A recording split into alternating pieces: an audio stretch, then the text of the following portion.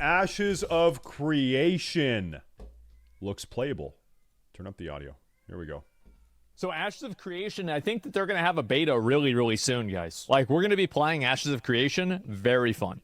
Yep. Or very soon. Hey, what up, boys? So now that we've had a couple of days to digest this month's incredible showcase, I can confirm that what they showed has been the best showcase that we've had in over 2 whole years. Yes, Holy you've shit. heard me right. I'd even be so bold as to say it was better than the season's preview from early 2022. But Wow. Okay. before we get into that, Holy our beautiful shit. patrons Watch the full and stream video? I think I will co-counselors now. who Twitch subs and I would Yeah. love for you to grab yourself a That's a lot. Kyola, because today I'm going to explain why I believe this stream has been the best so far, talk about some...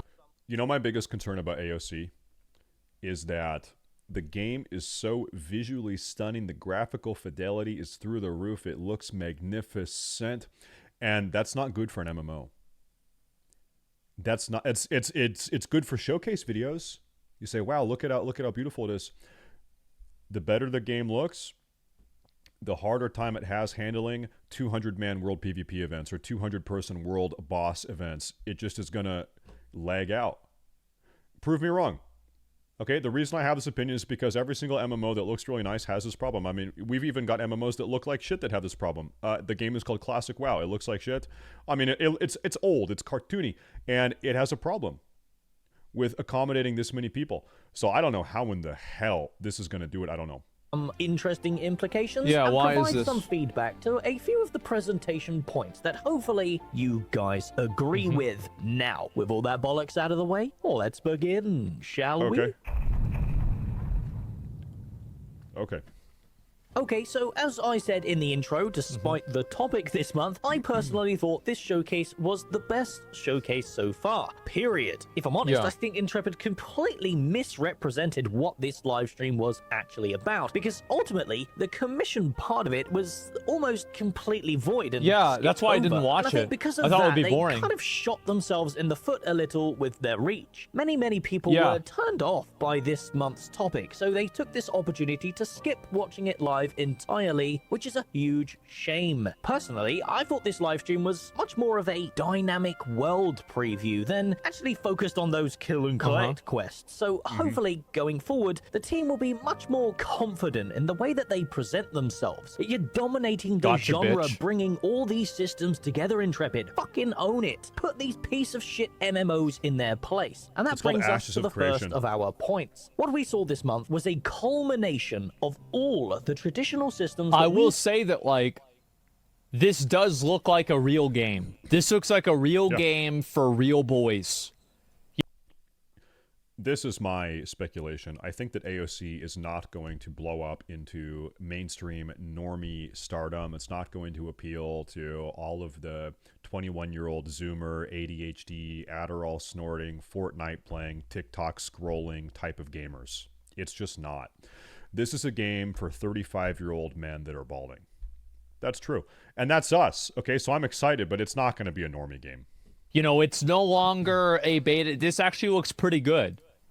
had from previous MMOs. It's coming brought together. in one neat package, then governed by Ashes of Creation's unique node system. We had the basic breadcrumbs in the form of those commissions, encouraging players to go out into the world. We had the Yep, that's like New traditional World. small-scale narrative stories with the side quest chain. We had the player-driven progressive element of spawning dynamic boss events that changed the area completely in multiple ways. Yeah. And then to conclude the whole loop, we had a node progressing up to the next stage and triggering a Elden zone-wide Holy shit. story arc. A genuine, complete gameplay loop that really showed Wow. off how dynamic and the fuck is that? player-driven Ashes of Creation's world is. Uh-oh. It's Fuck. basically EverQuest, World of Warcraft, Guild Wars 2, and all those fantastic elements from these previous This is MMOs awesome. brought together in one cohesive world. And we're finally starting That's to pretty see scary. that come together after 7 long years of concepts. It's Bravo. crazy to think that, like, the game has come this far. Because I remember whenever I first started watching it, it was nothing even remotely close to this. is the only thing I have to say. However, there was one particular part of the stream that I really didn't enjoy, and that's the inclusion of console commands to trigger these events. I get that these large-scale events and story arcs, they're not supposed to be triggered by singular quest completions, but it comes across a little weird and deceptive when you show something happening in the distance triggered by a console command, but then you don't actually go... Bro, it's a dev showcase. Bro, like, no one is going to be using the console commands. It's just a dev showcase to show what the events look like. Inside said area to prove anything changed. Especially when we're so close to Alpha 2's launch at this point. I'd say the hard part Well, they're probably not finished with that. That's probably the reason why. I mean, it's a realistic reason. It's just they're not ready to show that yet. Is hooking it up to the node system. So when you're manually triggering it all, it does come across as a little worrying. Are devs just going to follow large streamers around, manually triggering events during Alpha 2's launch, giving the public the perception that it all works, when in reality, it's all just scripted bullshit? I think they probably will do that, to be totally honest with you. I think that... If the triggering process for these events is not ready by the Alpha 2 or Beta 2, whatever it's called, then they might do that once or twice. Yeah, maybe. But also who gives a fuck? Who cares? Right? Most certainly by the time the game is fully released, it will be working. And then it's like, who cares? It's not a problem. That probably will happen. Yeah. And because they're really trying to show the way the game is supposed to work. It's not like it's really a bad thing or anything like that, but they are trying to just show that and then just do that. And that's not really a bad thing. It's not like an awful, like, deceptive thing, because they want people to test it in the way that the state that it's in, but that doesn't mean that it's necessarily deceiving the audience. How it comes across to us when you're using console commands to trigger things during your monthly live streams. But I digress. Aside from that, the whole Because like the odds are, like, in order to trigger something like this, you might need like 150 people doing quests in the area.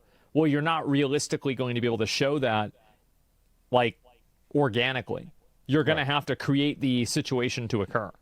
Very possibly was amazing. I do have some feedback too, and I think I'll start with the storm. I think so. Obviously, the whole atmosphere and look at the storm with the fog, the amazing water physics, and general vibe is fantastic. However, the rain itself is a little bit scuffed. It seems like it's attached to the camera for some reason, and because of that, when the camera is moving around... That's a true observation. That is true. The rain feels like it's like a camera overlay. Fast, like players tend to do in MMOs, the rain actually moves dependent on the camera's direction, causing the rain to do some pretty wacky shit that doesn't make sense and breaks my immersion pretty damn hard. Like shit. I think at one point the rain was moving upwards due to the way that you're rendering it. So you know, it's a work in progress. Hopefully, you can go back and fix these problems. In addition, the lightning bolts were another fantastic mechanic, adding a lot of dynamic movement and environmental threats to the world, as the lightning was pretty much one-shotting you if you got hit, as it should. However, I'm not really a fan of it hurting the mobs. As these were storm weavers, I found it rather strange that the storm that they were weaving is actually fucking their ass. So I think an interesting change to this would be, instead of the lightning strikes damaging the Minotaurs, it actually heals them to full and gives them a powerful temporary buff. You know, kind of like they've... I don't really... It's not... I mean, I think they should have things like that. They should also have it, like, different effects that, like, will bring the mobs down on them. Like, I don't know. Absorbed the lightning that they've summoned. I think that, no, the point that he's making kind of makes sense, right? No, it does. You know what game has what he's talking about? It's called Vanilla WoW. There's spell immunities. If you're a fire mob, you don't get hurt by fire damage. You know, we were doing that in 2004. Like, ready to just stomp on my cock. Do you know what I mean? This would add the dynamic of players trying to pull the Minotaurs out of the lightning strikes should one spawn on top of them, and just improve the general vibe and immersion of the whole area. This can, of course, be extended to all weather events, as I feel like the factions that are involved with these changes should gain benefits from their effect, rather than be subject to the same negatives as the player. Now, moving on, I really enjoyed the narrative element of the side quests. I think it being presented in a way that feels feels like Dungeons and Dragons is absolutely genius. I'm pretty confident I mentioned this in my breakdown video. Yo, look at that guy. He's spinning. For these particular narrative parts to be voice acted. I've said before in the past, you do need to have voice acting for the game because, like, in general, I think that gamers are trained to, if the game doesn't have voice acting, this part of the story isn't important. People just... I think that's only true if certain parts have voice acting and other parts don't. If the entire game doesn't have voice acting, then I don't think you have that like dynamic. I personally don't give one shit about voice acting. I think I'm probably in the minority though. I think that most people probably do care about it. I personally, frankly, do not give one shit. Just don't want to have to read everything. I will say though, I think it is incredibly jarring when certain quests have voice acting and others don't. I feel like it has to be all or nothing. If you have this weird middle ground, it is really weird. It is really weird. Not a fan people of expect quests it, yeah. themselves being voice acted. I don't think that's necessary. Exactly. Ultimately, people don't really care about the context of quest text, but giving some disembodied voice to the narrative part that draws attention to these quest givers out in the world would be extremely immersive. I think Baldur's Gate 3 being as well received as it... Dude, I'm thinking now, it's probably really easy to get voice acting for your video games because you could just use AI. Seriously, why not just use AI? There are thousands of different AI voices to choose from. You could just AI all of it. You don't even need to pay people anymore. Did really help to show that this Dungeons and Dragons type storytelling adds to a game's overall quality. And as Ashes of Creation is inspired a lot by Dungeons and Dragons, or rather Pathfinder, I think it fits perfectly. Finally, I just want to talk about some UI elements related to the commission boards. I think that the game has evolved in a really good way. I think like so too. After seeing this stuff, like in the state that it's in now, It was really fucking bare bones 2 years ago when we played on that alpha, the pre-alpha, whatever it was called. It was really, really bare bones. They've come a long way. They have come a long way. do hope that we're going to be able to play it later on this year. I really, really hope so. Specifically, I understand that the UI is still work in progress and in a functional state. However, I'll give my 2 cents anyway because we came up with some interesting ideas for its presentation. I'd really enjoy it if the commissions themselves were presented in a way that looks like small wanted posters being pinned on a backboard. You know, kind of like how it looks in the actual game world, but projected onto a UI as well. Maybe giving those little paper posters a flicker as you hover over them with your mouse, then marking it with a red accepted stamp when you click it. You pretty much... Oh, wait, I think he's talking about kind of how Final Fantasy, I think 16 had stuff like that. Yeah, that'd be kind of cool. Already started this with the current implementation, and I'm excited to see where you go with it as all your UI elements move out of that functional state and into the presentable. You know, you guys can say that this is like a minor gripe. He's got some very minor gripes, some minor critiques. And I would tend to agree with you. At the same time, I think it is these little tiny points of polish that elevate a game from like a 7 or 8 out of 10 up to a 9 or 10 out of 10. It's the little tiny points of polish, the little tweaks, the little points, attention to detail that really elevates a game and makes it stand out. And so, you know, you can say, you know, it doesn't matter a whole... And you're right. It does not matter a whole lot. But it matters a little bit. Yeah. Overall, and maybe it's worth it. Fantastic live stream. Not sure why people are calling it filler or saying it was boring. I thought it showed some incredible combat changes, insane animation strides, immersive world building, and the full gameplay loop of Ashes of Creation. I think that what they really need to do is they need to get this game in players' hands. Because I think that one of the biggest issues that I've seen happen with video games is that games get made and they don't get made collaboratively with the player base. And then because the game has been designed with something like from the ground up, like for example, Covenants and like Shadowlands or Azerite Armor and BFA, I think that what ends up happening is that there are some times where because like by the time that the game comes out and players are able to see it, it's too far into development for the game developer to actually like adjust based off of what the feedback is. Imagine no one plays AOC. Here's a really true and kind of depressing phenomenon. Every time a new MMO comes out, it is always the #1 video game for like a week. And like seriously, over the last 10, 15, 20 years, every time a new big MMO drops, it is always the number one game in the entire world for a week. And then what happened, maybe 2 weeks, and then what happens is these MMOs, they always kind of fall off. And this is true for New World, biggest game in the world for a week. Classic WoW when it came out, every single new retail expansion is huge, top of the meters. What was remember Bless Online 5 or 6 years ago? It was the biggest game on Twitch. It's the biggest game in the world for like a week, and then it drops off, and everyone realizes it sucks. People are desperate for a good MMO, and no MMO lives up to the expectations people have. So people will try it. A lot of people will try it.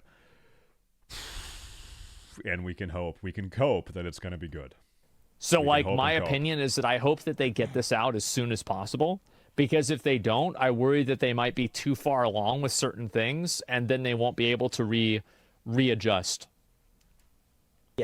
Perfectly, but as usual, I am just one nerd desperate That's right, people for a good need MMO, to be able to play it. And my opinion means nothing without yours in the comments below. Players can be I have a lot asked of to. opinions about certain things. Players being bad at the game is the nature of the game.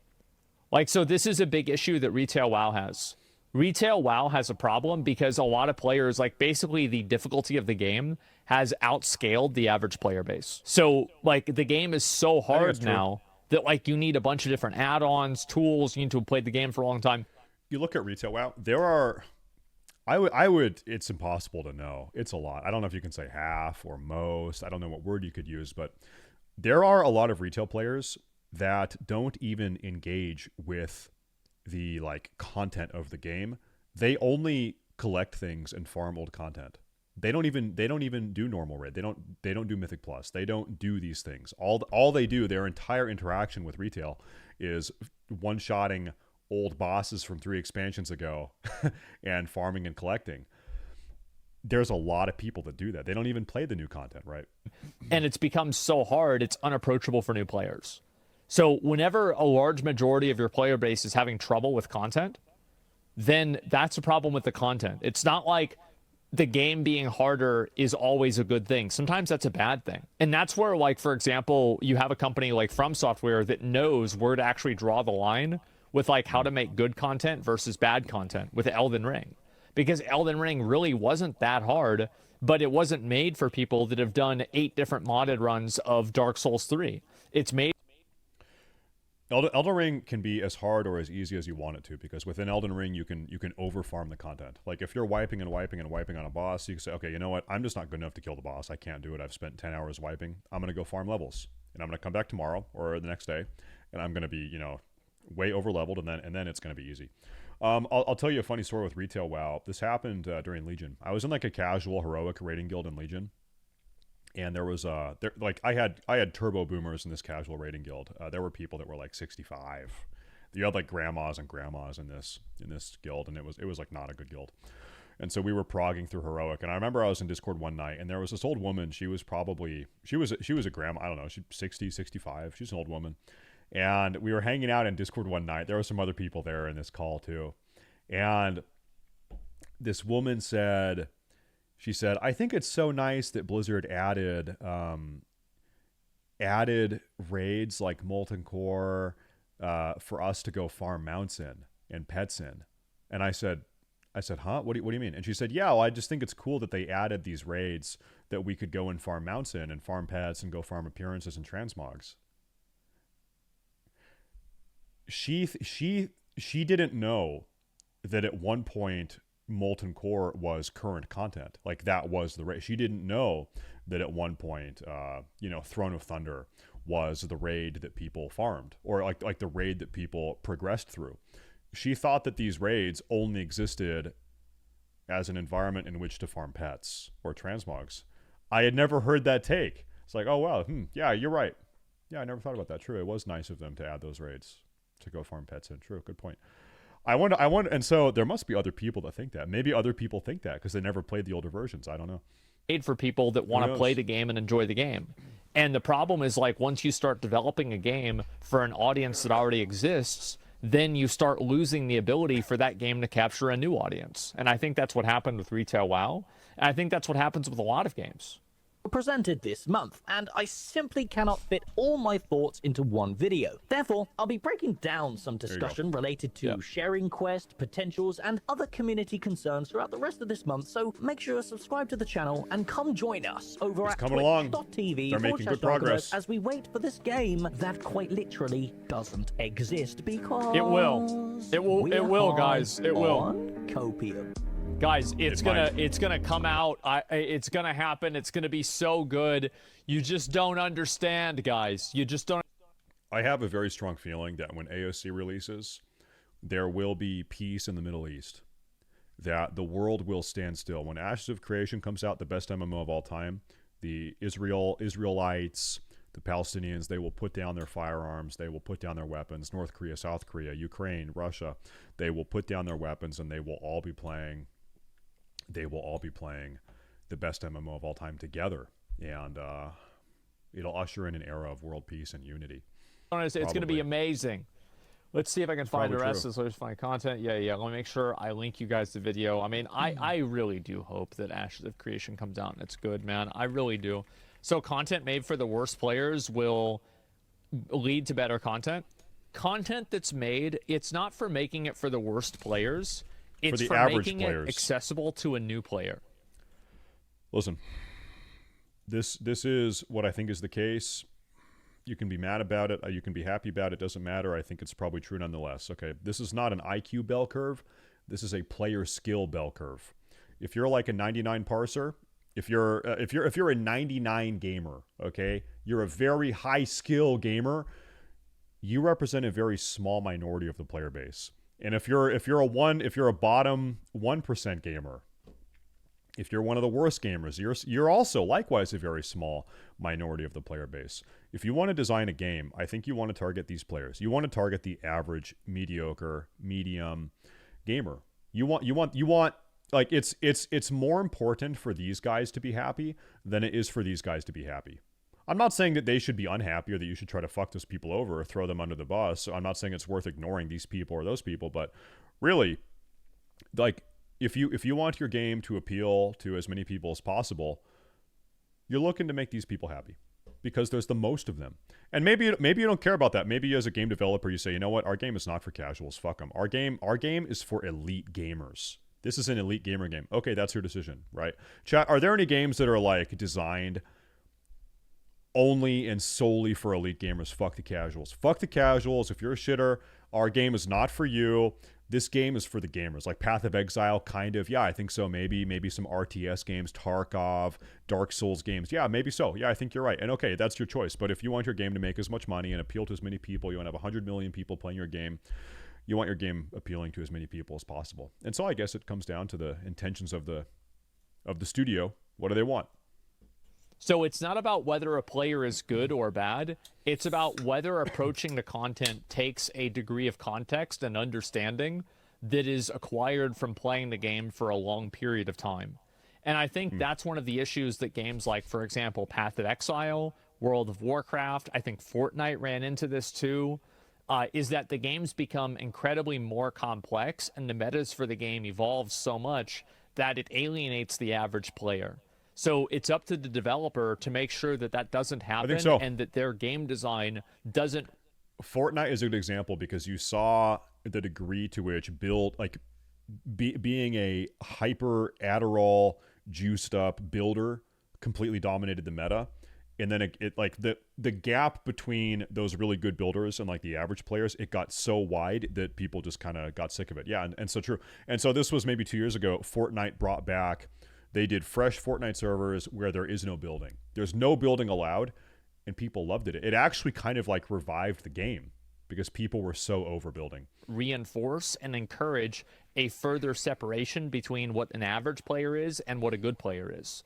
So it's not about making content for good players or bad players. It's about making content that's fun to play and making content that feels good to accomplish things in. It's not about whether, because like, for example, there are a lot of games that are very hard and very punishing, but they are good games.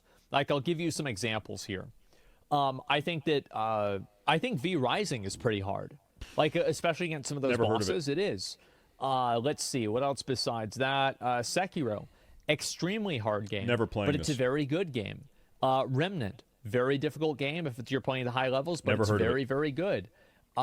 Let's see. What else do we have here? Are there any more of these? Let me see if I can find any more, if there's any good examples of this. Monster Hunter. Classic WoW is a game that is designed for top-tier elite gamers, and it turns away a lot of casuals because they just do not have the gaming capacity, the gaming fortitude, the gaming wherewithal to keep up. They just can't tackle it. It's true. Monster Hunter is a difficult game to play, but it's successful because it's Classic designed for Yep. people that are new to the series. Like you don't have to play the last 4 Monster Hunter games to get into Monster Hunter and understand what's going on.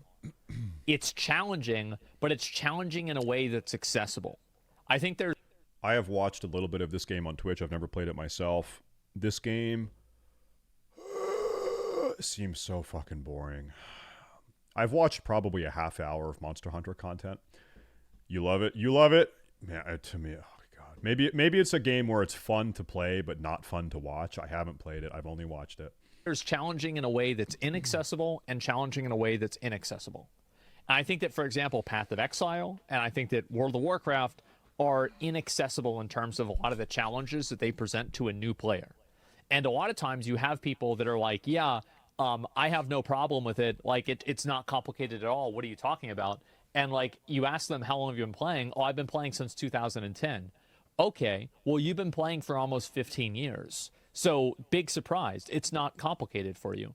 But the issue is that it's very hard for new players to put themselves in the shoes of like just like a random person, a new player. Or sorry, existing players to put themselves in the shoes of a new player because they just simply don't understand it. And I think that's really what the issue is. Same with MOBA. Yeah, for sure. Dark Souls for new players is like that. Yeah, Dark Souls is actually extreme. I think this goes back to the point, chat. If you're doing something new for the first time and you are not immediately good at it, you should give up. You should quit. If your very first interaction with something is struggle, it's difficult, you should give up. It's not worth it. You should never try again. Extremely accessible, and it's easy to understand, and everything in the game generally makes sense. And I think that's a big component to it that I would want to talk about, is that a lot of the difficulty in some of these games that are inaccessible doesn't make sense, and it requires like intrinsic game knowledge rather than just like common sense problem solving. I am very excited for Ashes of Creation whenever it comes out in 55,000 years. Yeah.